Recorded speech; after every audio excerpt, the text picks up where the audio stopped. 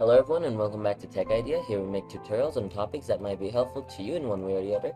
And today I'm going to be showing you guys on how you can prepare your Firestick to be able to use the downloader app. So if you might have noticed, by default your downloader app won't let you install because of security reasons, obviously. So in order to install APKs via the downloader and use them without any hassle, you just follow these steps.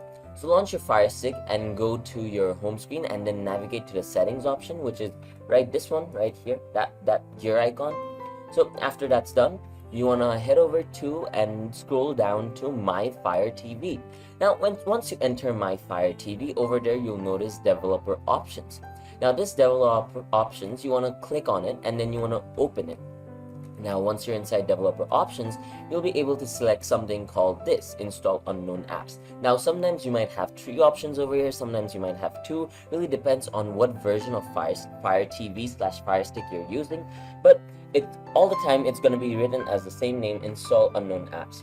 Now you want to click on install unknown apps, and once you click on install unknown apps, over here you'll see something called downloader.